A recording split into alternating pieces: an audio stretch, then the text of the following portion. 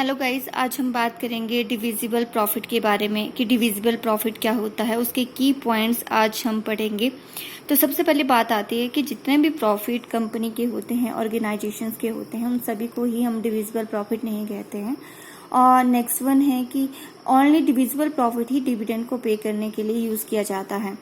और अगर हम लीगली अवेलेबिलिटी या नेसेसिटी की बात करें तो डिविजिबल प्रॉफिट के लिए ही डिविडेंड का यूज़ किया जाता है। Dividends can not be declare except out of profit, यानी प्रॉफिट के बाहर डिविडेंड हमेशा ही फ्री रिजर्व से दिया जाता है, आउट ऑफ प्रॉफिट से दिया जाता है जब हमारी इनकम ज़्यादा होती है हमारे एक्सपेंडिचर से।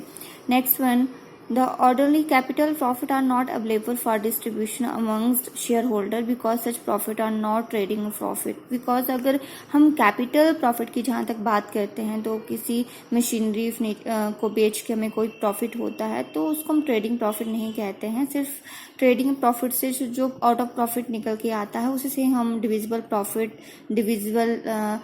प्रॉफिट मान के चलते हैं और डिविडेंड पे कर सकते हैं। नेक्स्ट वन है the profit arising from revaluation and sale of fix asset not used for distribution of among share holder. तो जो आपका एसेट या रिडम्पशन ऑफ फिक्स लाइबिलिटी को बेच के प्रॉफिट अर्न आप कंपनी करती है तो उसको हम डिविजिबल प्रॉफिट नहीं कह सकते हैं।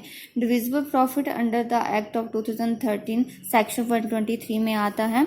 No dividend shall be declared or paid by company for any financial year except out of profit. Company जब डिविडेंड पे करती है तो वो आउट ऑफ प्रॉफिट से ही पे करेगी। फाइनेंशियल ईयर में अगर आउट ऑफ प्रॉफिट मतलब जो उसका कैपिटल प्रॉफिट है उसमें से डिविडेंड पे नहीं किया जाता है। जब भी डिविडेंड पे किया जाता है तो डिविडेंड में से सबसे पहले डेप्रिसिएशन डिडक्ट होगा प्रॉफिट में से। आफ्टर प्रॉफिट में से जो डेप्रिसिएशन डिडक्ट होता है उसके बाद जो प्रॉफिट का हिस्सा बचता है उसी से ही डिविडेंड पे किया जाता है। डिविडेंड हमेशा ही फ्री रिजर्व से पे किया जाता है, किसी पार्टिकुलर रिजर्व से पे नहीं किया जाएगा। Like as premium reserve, redemption reserve, इनमें से डिविडेंड पे नहीं होगा। नेक्स्ट वन है कि कभी कभार कंपनी के पास प्रॉफिट बहुत कम होता है, इन एडुकेसी मानी जाती है, प्रॉफिट कम पाया जाता है तो वहाँ से हम डिविडेंड डिक्लेयर नहीं कर सकते हैं। लेकिन कभी कभार जो प्रॉफिट है वो पिछले साल का, प्रीवियस साल का जो प्रॉफिट इकट्ठा किया गया होता है तो उसको अगर हम डिविडेंड के रूप में पे करने के रूप में फॉलो करते हैं, डिविडेंड पे करते हैं पुराने जो एक्यूमुलेटेड प्रॉफिट है उसमें से, तो उसकी कुछ कंडीशन जो हमें फुलफिल करनी पड़ती है। पहली कंडीशन ये है कि कंपनी को सबसे पहले तो डेप्रिसिएशन का प्रोविज़न करना है according to schedule number 2 of the company act 2013, उसके बाद ही कोई डिविडेंड पे कर सकता है। नेक्स्ट वन है अगर कंपनी इंटरिम डिविडेंड पे करता है। इंटरिम डिविडेंड होता क्या है इसको क्लियरली आपको अंडरस्टैंड करना है। जब 2 एनुअल फाइनेंशियल ईयर के बीच डिविडेंड पे किया जाता है, यानी कि 2020 की मैं बात करूँ और 2021 की बात करूँ तो इन दोनों के बीच जो डिविडेंड पे किया जाएगा, चाहे वो 6 मंथ का है, हाफ ईयरली है, क्वार्टरली है, तो वो डिविडेंड पे किया जाता है। इंटरिम डिविडेंड तभी पे किया जाता है जब कंपनी के पास सरप्लस अमाउंट है, आउट ऑफ प्रॉफिट में ज़्यादा पैसा है, तभी इंटरिम डिविडेंड कंपनी पे करती है।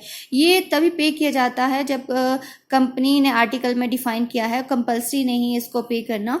The amount of dividend including interim dividend shall be deposited into a scheduled bank in a separate account within the 5 days। जब कंपनी किसी तरह का इंटरिम डिविडेंड डिक्लेयर करती है तो कंपनी को विदिन 5 डे जो टोटल अमाउंट है इंटरिम डिविडेंड का वो शेड्यूल बैंक में जमा करना पड़ता है।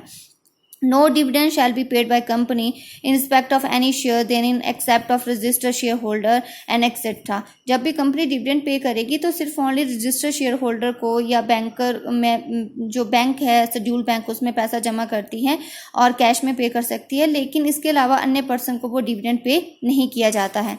अब बात आती है कि इंटरिम डिविडेंड होता क्या है। देखो, एक दो तरह के डिविडेंड होते हैं, एक इंटरिम डिविडेंड माना जाता है, दूसरा फाइनल डिविडेंड माना जाता है। इंटरिम डिविडेंड होता क्या है? इंटरिम डिविडेंड को बोर्ड ऑफ डायरेक्टर फाइनल करती है, जबकि final dividend annual general meeting में फाइनल किया जाता है। Interim dividend is declare before the preparation of the final account, क्योंकि फाइनल 2 एनुअल जो फाइनेंशियल ईयर उनके बीच दिया जाता है तो ऑब्वियसली बात है फाइनल अकाउंट उस टाइम प्रिपेयर नहीं होते हैं। Interim dividend with in 6 month quarterly जो है 1 साल में पे कर सकते हैं। Board can declare interim dividend only with the article expressly permitted declaration. अगर आर्टिकल में डिफाइन है तभी इंटरिम डिविडेंड दिया जाएगा, अगर आर्टिकल में डिफाइन नहीं है तो इंटरिम डिविडेंड नहीं पे किया जाता है। And interim dividend are declare shall not be become a date. अगर माना फॉर एग्जांपल कंपनी ने इंटरिम डिविडेंड डिक्लेयर कर दिया है तो वो बाद में नहीं दे पाती है तो कंपनी डेट, उसके लिए वो लायबल नहीं है, वो डेट नहीं माना जाएगा, क्योंकि कंपनी कभी भी इंटरिम डिविडेंड को कैंसिल कर सकती है आफ्टर द डिक्लेरेशन। अगर कंपनी डिक्लेयर कर दी उसके बाद भी ऑटोमेटिकली इंटरिम डिविडेंड कैंसिल हो सकता है, लेकिन फाइनल डिविडेंड ऐसा नहीं होता है। फाइनल डिविडेंड डिक्लेयर करने के बाद कंपनी डेट बन सकती है। ओके, तो ये मेन डिफरेंस है आपका इंटरिम डिविडेंड और फाइनल डिविडेंड के बीच, कि आपने इसको भी अंडरस्टैंड करना है कि इंटरिम डिविडेंड होता क्या है। तो आज के इस टॉपिक में बस इतना ही। Thank you.